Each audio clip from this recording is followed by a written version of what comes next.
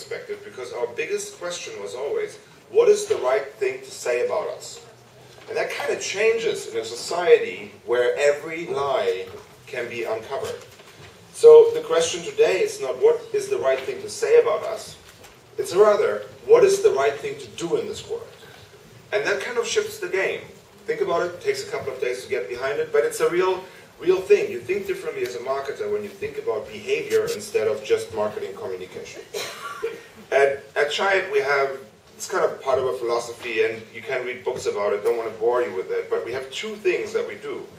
We have disruption, which is a tool, and our CEO, Joe Marie Drew, has written a couple of books about it. The second one is good, the other ones aren't. So, and then we have a philosophy called media arts, where we really want to define the behavior of a brand. Which is not, oh, that's in TV, that's on print, and let's do one of those funky little banner things. It's a lot more, and I'll show you how that works. I want to get back to this little guy. It's Oliver, and Oliver is a very, very important dog for us because we have very close relationships with all our dogs. With all the dogs, we work on a little brand called Pedigree. Since you don't have dogs here in Europe, you must recognize this is a very big dog food brand. It's a $3 billion dog food brand. It's the biggest dog food brand in the world. So it's an interesting thing. And we started working with them 5-6 years ago. And we took them through a process of realization to find their position in the world. Because, I always try to get that link back to social media, if you go out and want to talk to a lot of people or with a lot of people, you should really know who you are and what you stand for. Because crowdsourcing is a nice little thing, but if you don't go in there with a position, you're kind of vanilla because everybody forms you. So we wanted to develop a point of view for Pedigree. And Mr. Knox yesterday mentioned this whole schema thing, and that's a big truth to it, because categories tend to become self-repetitive, and by that completely exchangeable and boring. And the dog food category was at this point, because everybody was doing the same shit. Either it was a scientific, like, kind of bullet-pointy PowerPoint presentation saying how much good the food does, or some gimmicky effects making a point. But from what we learned, it was really all about a lot of research, a lot of focus groups, and we would have used Twitter if it was around that time, but we came really to this idea that we want to own that emotional high ground that makes the relationship between a human and a dog.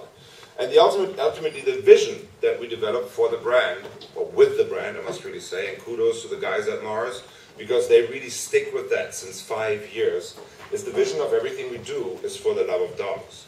So, whether keeping a marketing vision alive for longer than 2 years in today's kind of exchange rates of marketing management is a challenge.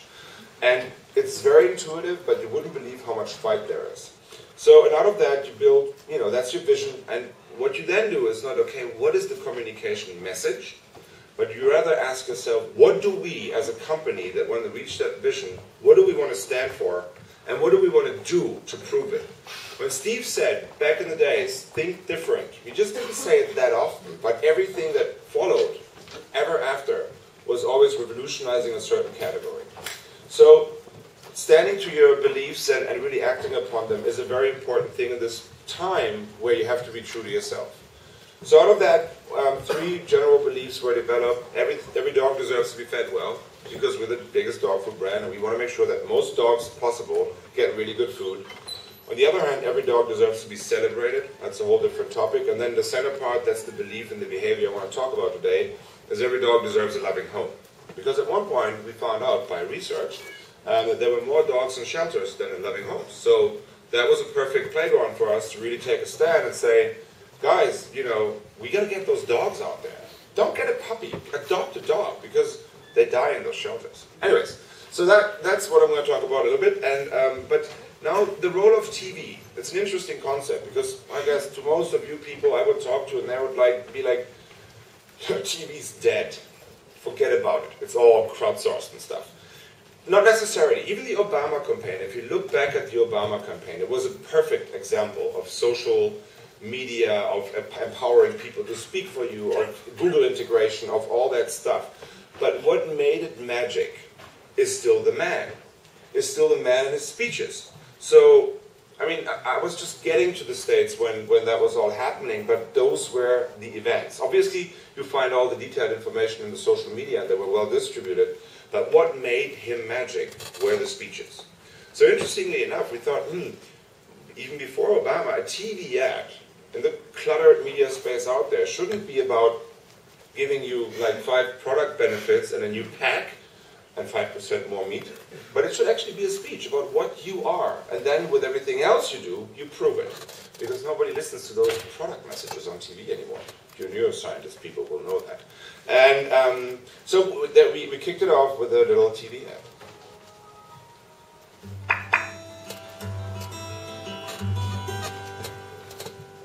We're for dogs. Some people are for the whales. Some are for the trees. We're for dogs. The big ones and the little ones.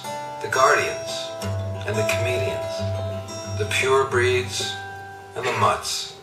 We're for walks, runs, and romps. Digging, scratching, sniffing, and fetching. We're for dog parks, dog doors, and dog days. And if there were an international holiday for dogs, to celebrate their contribution to the quality of life on Earth, we'd be for that too. Because we're for dogs.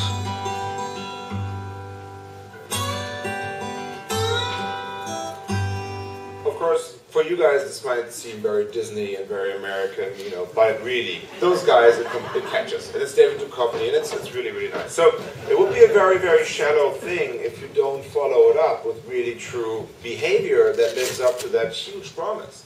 There was a brand catering to purebred dogs, and here they go saying, we're for all dogs. We do for rumping and rolling and all that shit. So it started. It was a slow process, but it was cool. And the first thing, I mean, again, that is a high relevance for the whole social media debate. If you start a campaign, start it internally. Because if you get to a situation where almost every employee will have this little tweet thing and Facebook around like a maniac, you want to be sure that they all kind of sing the same song. Not literally, but at least they've got the vibe and the melody. So start internally. Rally your own people behind your vision when you found one. So then you can, then you go to the outside world, make some great posters, make a stand, and we initiated something else that is called the Adoption Drive. I want to talk about just a little bit, because it is our cause marketing campaign. That's also something hugely popular in the United States at the moment. Obviously, ridiculous things come out of that, what people support for what reason. We started this like 5 years ago, and the basic idea was more dogs in shelters than in homes. We got to get them out of there. And actually, we take half of our advertising money and actually invest it against the idea of getting dogs out of shelters. Obviously, it was connected to a sales message in terms of, you buy pedigree, we make a donation. But that's not the full story. But let's look at an ad again.